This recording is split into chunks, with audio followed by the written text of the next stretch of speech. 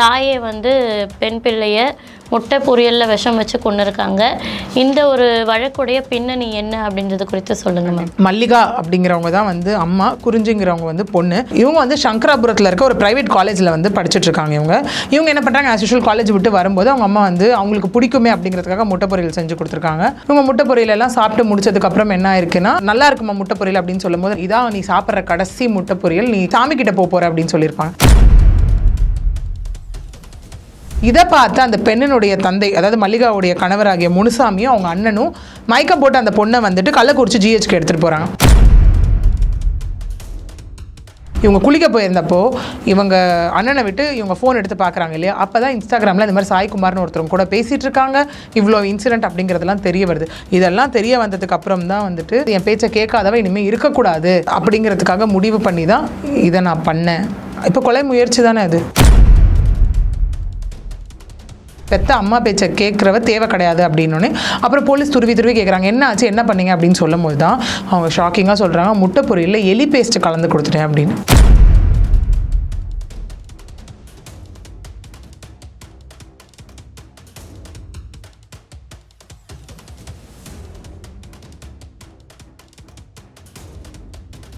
You Tamil நேயர்களுக்கு வணக்கம். இன்னைக்கு நம்ம கூட வழக்கறிஞர் பிரியதர்ஷினி அவர்கள் தான் இணைஞ்சிருக்காங்க. வணக்கம் மேம். வணக்கம் மேம். வயதுக்கு வந்த பிள்ளைகள் வந்து அப்பா அம்மாவோட பேச்சை கேட்கல அப்படின்னா அதுக்கு கொலை தான் ஒரு தீர்வா அப்படின்ற மாதிரியான ஒரு கேள்வி எழற வகையில் ஒரு விஷயம் நடந்திருக்கு. தாயே வந்து பெண் பிள்ளையை முட்டை பொரியலில் விஷம் வச்சு கொண்டு இருக்காங்க. இந்த ஒரு வழக்குடைய பின்னணி என்ன அப்படின்றது குறித்து சொல்லுங்கள் மேம். இப்போ எல்லாருக்கும் இது கேட்கும் போது ரொம்ப ஒரு சிரிக்கக்கூடிய விஷயமா இருக்குன்னு நினைக்கிறேன். முட்டை பொரியலில் கொலையா அப்படிங்கிற மாதிரி ஒரு விஷயம் இருக்கும் ஒன்று. ரெண்டாவது என்ன அப்படின்னா, நம்ம வந்து நிறைய ஆணவ கொலைகள் பார்த்துருக்கோம். அதாவது அப்பாவாகட்டும் அம்மாவாகட்டும் சைட்லேருந்து பண்ணுற ஆணவ கொலைகள் நிறைய இருக்கும். அதாவது வேறு யாரையா கல்யாணம் பண்ணிக்கிறேன்னு சொல்கிறதாகட்டும், இல்லைனா வந்துட்டு காலேஜில் இவங்க கூட பேசினாங்க, ஸ்கூலில் இவங்க கூட பேசினாங்க அப்படிங்கிற விஷயத்துக்காக ஆணவ கொலைகள் நிறைய பார்த்துருக்கோம். அதையும் தாண்டி இந்த விஷயம் என்னவா இருக்குது அப்படின்னா, தன்னுடைய பேச்சை ஒரு பொண்ணு கேட்கல, தான் பெற்ற பெண் கேட்கல அப்படிங்கிறதுக்காக கொலைன்ற ஒரு விஷயம் வரைக்கும் இந்த தாய் போயிருக்காங்க. அவங்க அந்த இடத்துல வந்து சொல்லியிருக்கலாம், சொல்லி கொடுத்துருக்கலாம், அந்த மாதிரி விஷயங்கள் எதுவாக வேணால் இருக்கலாம். எதுவுமே வந்து அவங்க சொல்லாமல், எதுவுமே சொல்லி கொடுக்காம வந்துட்டு, இல்லைப்பா என் பொண்ணு நான் பெற்றுட்டேன், என் பேச்சை தான் கேட்கணும் அப்படிங்கிற மாதிரி. இது எதுலேயோ லைக் வந்து சொல்லுவாங்கல்ல, என்னென்னா ஒரு காமனான டேர்மே சொல்லுவாங்க, குழந்தைங்களை வந்து லைக் பெற்றுட்டாங்க அப்படிங்கிறதுக்காக எல்லாத்தையும் அவங்க மேலே இன்சிஸ்ட் பண்ணி ஃபோர்ஸ் பண்ணி, எனக்காக தான் நீ வாழணுன்றதை தாண்டி இப்படி நீ வாழ்ந்தால் உன் வாழ்க்கை நல்லா இருக்கும்னு சொல்லியிருக்கலாம். இந்த இடத்துல அவங்க அதை பண்ணியிருக்கலாம், பட் பண்ண தவறிட்டாங்க அப்படிங்கிறத விஷயம். அதோட விளைவாக இன்றைக்கி அவங்க கைதாகி ஜெயிலில் இருக்காங்க.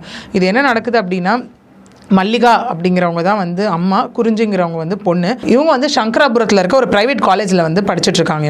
இவங்க என்ன பண்ணுறாங்க, ஆஸ் யூஷுவல் காலேஜ் விட்டு வரும்போது அவங்க அம்மா வந்து அவங்களுக்கு பிடிக்குமே அப்படிங்கிறதுக்காக முட்டை பொரியல் செஞ்சு கொடுத்துருக்காங்க. இவங்க முட்டை பொரியல் எல்லாம் சாப்பிட்டு முடிச்சதுக்கப்புறம் என்ன ஆயிருக்குன்னா, அவங்க வந்து அவங்க அம்மா நல்லா இருக்குமா முட்டை பொரியல் அப்படின்னு சொல்லும் போது, நல்லா இருக்கும், நீ சாப்பிடு, இன்றைக்கி தான் வந்து நான் செய்கிறது கடைசி அப்படின்ற மாதிரி அவங்க சொல்லியிருக்காங்க.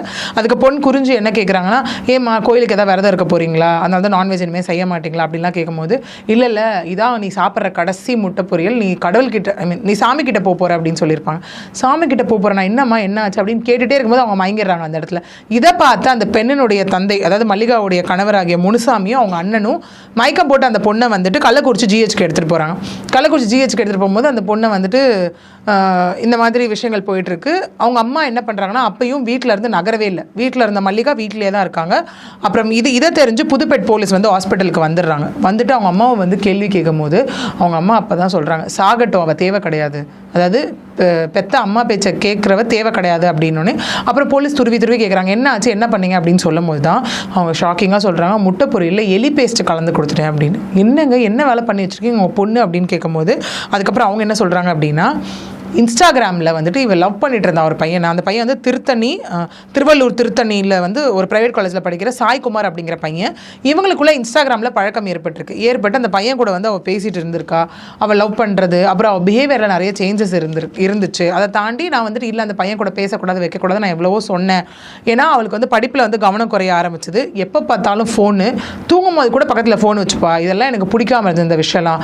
அதனால் ஒரு நாள் இவ ஏதோ பண்ணுறா அப்படின்னு சொல்லி உறுதிப்படுத்துறதுக்காக இந்த லவ் பண்ணுறது எல்லாமே இந்த இன்சிடென்ட்டுக்கு அப்புறம் தான் தெரிய வந்தது. அதாவது எந்த இன்சிடென்ட்டுக்கு அப்புறம்னா, இவங்க குளிக்க போயிருந்தப்போ இவங்க அண்ணனை விட்டு இவங்க ஃபோன் எடுத்து பார்க்குறாங்க இல்லையா, அப்போ தான் இன்ஸ்டாகிராமில் இந்த மாதிரி சாய்குமார்னு ஒருத்தரும் கூட பேசிகிட்டு இருக்காங்க. இவ்வளோ இன்சிடென்ட் அப்படிங்கிறதுலாம் தெரிய வருது. இதெல்லாம் தெரிய வந்ததுக்கு அப்புறம் தான் வந்துட்டு எனக்கு எதுக்கு பொண்ணு, அதாவது என் பேச்சை கேட்காதவ இனிமேல் இருக்கக்கூடாது அப்படிங்கிறதுக்காக முடிவு பண்ணி தான் இதை நான் பண்ணேன். இப்போ கொலை முயற்சி தானே அது.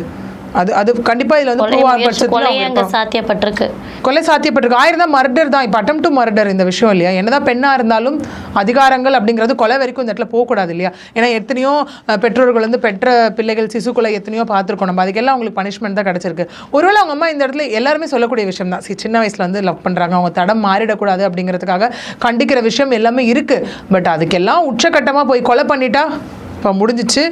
இப்போ அவங்க என்ன சொல்கிறாங்க, படிப்பில் வந்துட்டு கான்சன்ட்ரேஷன் இல்லை, எப்போ பார்த்தாலும் ஃபோன் யூஸ் பண்ணுறா அப்படின்றாங்க. அதை நீங்கள் சொல்லி அந்த இடத்துல புரிய வச்சிருக்கலாம்.